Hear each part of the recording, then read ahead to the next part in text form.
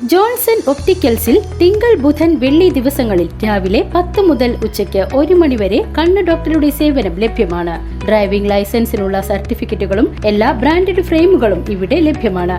കൂടാതെ ഡോക്ടർമാർ നിർദ്ദേശിക്കുന്ന എല്ലാത്തരം കണ്ണടകളും ജോൺസൺ ഒപ്റ്റിക്കൽസിൽ നിന്നും ലഭിക്കുന്നു.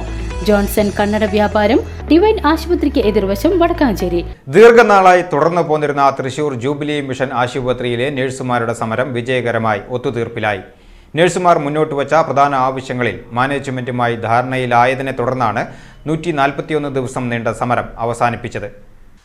തൃശൂർ അതിരൂപത ആർച്ച് ബിഷപ്പ് മാർ ആൻഡ്രൂസ് താഴത്ത്, ആശുപത്രി മാനേജ്മെന്റ് പ്രതിനിധികൾ, തൃശൂർ ACP രാജേഷ്, UNA പ്രതിനിധികൾ എന്നിവർ നടത്തിയ നിർണായക ചർച്ചയിലാണ് പ്രശ്നപരിഹാരമായത്. ഈ മാസം 30-നകം സമരത്തിലായിരുന്ന മുഴുവൻ നഴ്സുമാരെയും ജോലിയിൽ തിരിച്ചെടുക്കും. ബുധനാഴ്ച മുതൽ തന്നെ ജോലിയിൽ പ്രവേശിക്കുവാനുള്ള ഉത്തരവുകൾ നൽകി തുടങ്ങും. നഴ്സുമാരുടെ കരാർ പുതുക്കുന്നതിനും ഇടക്കാല ആശ്വാസമായി നൽകേണ്ട വേതന വർധനവ് സംബന്ധിച്ച കാര്യങ്ങളിൽ ലേബർ ഓഫീസറുടെ നേതൃത്വത്തിൽ വരും ആഴ്ചയിൽ ചർച്ച നടത്തി അന്തിമ തീരുമാനത്തിലെടുക്കാനും ധാരണയായി. സമരം തൃശ്ശൂർ ACP രാജേഷ് സാറിൻ്റെ നേതൃത്വത്തിലുള്ള ചർച്ചയാണ് യഥാർത്ഥത്തിൽ ലക്ഷ്യസ്ഥാനത്തേക്ക് എത്തിയത്. ഏറ്റവും ഉജ്ജ്വലമായിട്ടുള്ള ഒരു സമരമാണ് യുവനയുടെ നേതൃത്വത്തിൽ നടന്നത്. അതിനോട് വളരെ ക്രിയാത്മകമായ നിലപാട് management ഭാഗത്തുണ്ടായി.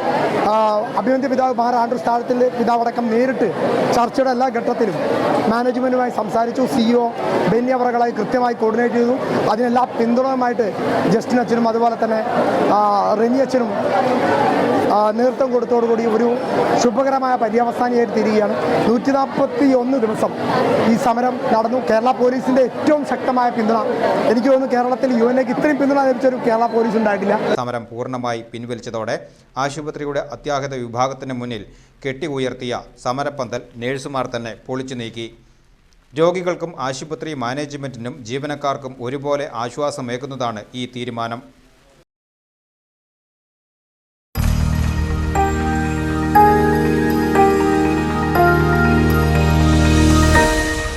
You are watching VCV News.